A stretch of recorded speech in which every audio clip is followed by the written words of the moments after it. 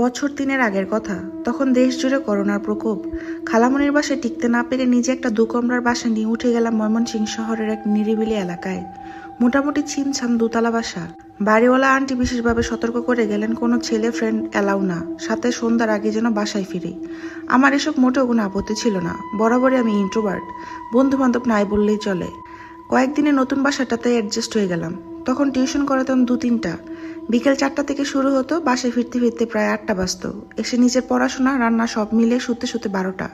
অন্য সব দিনের মতো ঘুমিয়ে গেছি। রাতে আচমকা আমার ঘুম ভেঙে গেল। কেমন যেন শ্বাসকষ্ট হচ্ছিল। একটু দ্বাদস্থ হয়ে বুঝতে পারলাম শ্বাসকষ্টের কারণ তীব্র সুবাস। এত সুন্দর স্মেল আমি কখনো অনুভব করিনি। মনোমুগ্ধকর সুবাস হলেও এর তীব্রতা আমার জন্য অসহনীয় হয়ে উঠছিল। আমার সাবকনসিয়াস মাইন্ড আমাকে অ্যালার্ট করলো প্যারানর্মাল কিছুর। দ্রুত আয়াতুল কুরসি পড়া শুরু করলাম। সাথে সাথে সুবাসের তীব্রতা কমতে লাগলো। মিনিট খানেকের মধ্যে সবকিছু স্বাভাবিক। উঠে ব্যালকনিতে গেলাম। মনকে ডাইভার্ট করার জন্য কানে ইয়ারফোন গুঁজে ফেসবুক স্ক্রল করতে লাগলাম। পরপর বেশ কয়েক রাত একই কাহিনী ঘটতে লাগলো। বিষয়টাতে আমি মেন্টালি ডিস্টার্ব ছিলাম। এমনই এক রাতে অতিরিক্ত সুঘ্রাণে যখন আমার পুরো রুম ভরপুর, আয়াতুল কুরসি পড়তে গিয়েও থেমে গেলাম। মনে জিদ চেপে গিয়েছিল কি হয় দেখার জন্য। মিনিট খানিক পিনপতন নীরবতা। বিরক্ত হয়ে ব্যালকনির দিকে পা বাড়াচ্ছি, তখনই পাশে কারো উপস্থিতি টের পেলাম। মনে হলো কেউ পাশে বসলো। গা ছমছম করে উঠল। পাত্তা দিলাম না। স্পষ্টভাবে জিজ্ঞেস করলাম, কি চাই সে? কেন এরকম করে প্রতি রাতে? কোনো উত্তর এলো না। শুধু অনুভব করলাম একটু খসখসানির আওয়াজ।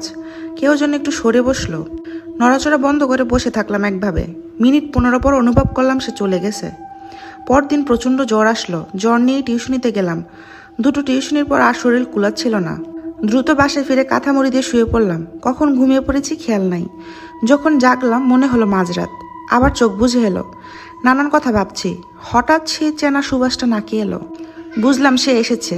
পাশে এসে বসলো। অস্বস্তি লাগছিল খুব। ভাবলাম দোয়া দরুদ পড়ি। আবার ভাবলাম না, থাক, একলা জীবনে কেউ তো সঙ্গ দিচ্ছে, থাকুক। চুপচাপ ঘুমানোর চেষ্টা করলাম। একটু পর সে চলে গেল। আমি হাঁপ ছেড়ে বাঁচলাম। একটা সময় পর তার উপস্থিতি আমার অভ্যাসে পরিণত হয়ে যায়। হুটহাট আসে, পাশে বসে আর উঠে চলে যায়। একদিন মজার ছলে বললাম, এত লুকোচুরি করেন কেন? নিজেকে দেখাতে পারেন না? সামনে আসলে কি হয়? কোনো উত্তর এলো না। আমিও আর কিছু বলিনি। প্রায় ১ সপ্তাহ সে আর এলো না। ভাবলাম আপদ বিদায় হয়েছে। তখন শীতের শুরু।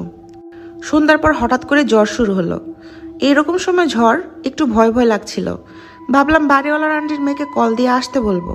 এ সময় ভাবছি মনে মনে, হঠাৎ চেনা সুবাসটা নাকে লাগলো। ধর্মরে উঠে বসলাম বেডে। এদিক ওদিক তাকাচ্ছি। সুবাসটা রুম ছাপিয়ে ব্যালকনির দিকে গেল।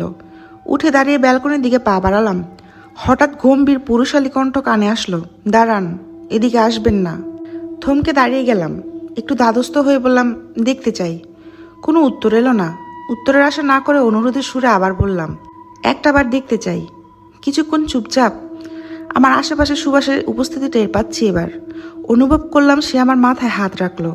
কেন জানি চোখ বুঝে এলো। কিছুক্ষণ ঠায় দাঁড়িয়ে রইলাম। একটু পর বুঝলাম সে চলে গেছে। কেমন এক ধরনের অস্বস্তি নিয়ে টলমল পায়ে ব্যালকনিতে গিয়ে বসলাম। তার বেশ কিছুদিন আর তার আগমন ঘটেনি।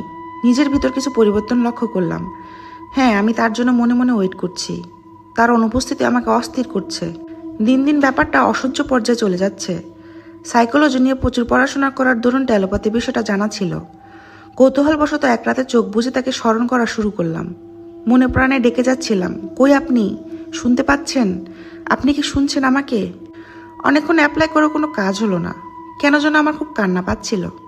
অনেকক্ষণ ওয়েট করে যখন বিছানায় গেলাম, পরিচিত একটা সুবাসের রুম ভরপুর হয়ে গেল। এই প্রথম তার উপস্থিতিতে আমার ভীষণ খুশি হলাম। মনে হচ্ছিল পরিচিত বন্ধুর সাথে অনেক বছর পর দেখা। শূন্যে চোখ বুলাতে বুলাতে জিজ্ঞেস করলাম, আপনি আসেননি কেন এতদিন? জানেন আমি কত অস্থির হয়েছিলাম?